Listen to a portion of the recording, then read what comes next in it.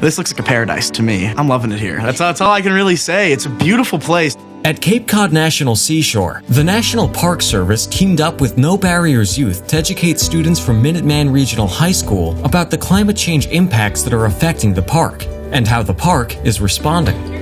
The students met with park rangers and other experts in the field to see firsthand the issues facing national parks in light of climate change.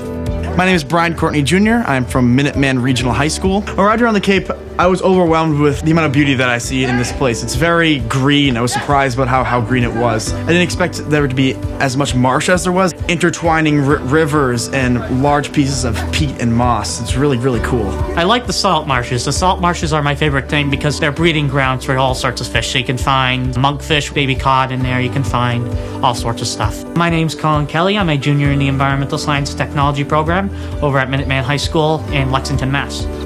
National Park Service taught me a lot. They taught me a lot about salt marshes and CO2 in the atmosphere.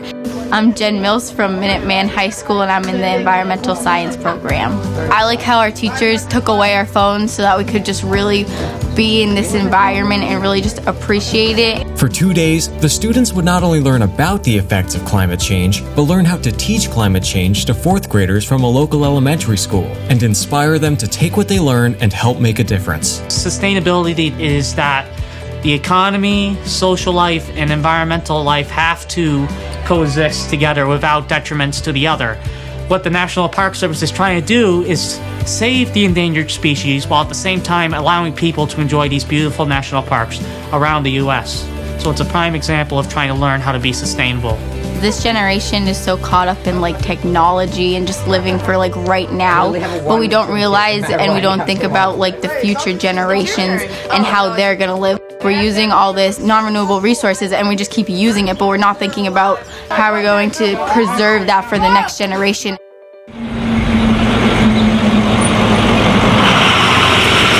On the 3rd day, 4th grade students from a nearby elementary school arrived at the national park, eager to learn about climate change from their newly minted scientist teachers.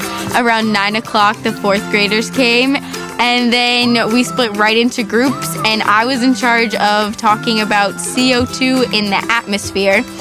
We played a lot of games with them, and I made them be carbon dioxide atoms, and their head was the carbon, and then their arms were the oxygen atoms, and I made them run around. No Barriers Youth gave me this fantastic opportunity to go out and help these 4th graders get out of the house, get out of the classroom, and go on and do some hands-on stuff with one of the best ecosystems in the world, one of the most diverse ecosystems in the world, which is the salt marsh. It's so crucial to be able to know of these things earlier in our generation so we can teach further generations. I'm Sage Romano. I go to Minuteman High School and I'm in the Environmental Science program. I'm so grateful for the National Park and No Barriers for them being able to put this all together for us and to give us this opportunity to be able to teach the 4th graders. No Barriers Youth taught me that teams are very important and you really need a team to be supportive of each other. My name is Allison Buechler. I'm a junior in the environmental shop at Minuteman High School in Lexington, Massachusetts. We taught them all about coastal erosion through different activities such as throwing oranges in the water, having them walk out a certain distance where the dunes were when they were born, and they built sandcastles and demonstrated what Cape Cod would look like in 5,000 years. It was very good to see them interested in what we were teaching them and that they were interested in what Cape Cod erosion was all about. I want to get more involved with my community at school and from my town, teach them about the effects of global climate change and erosion and all the greenhouse gases that are in the atmosphere caused by humans. I'm also going to join the Harwich Conservation Trust, which is down here on the Cape, and I'm going to do some more conservation work with them and see what I can do and help them with my knowledge of erosion. I would like to thank No Barriers Youth for giving us this amazing opportunity to stay on the beach and be able to mentor and teach these 4th graders about climate change and erosion.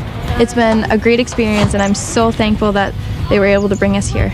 I would also like to thank the National Park Service for teaching us all about the salt marshes and coastal erosion and climate change.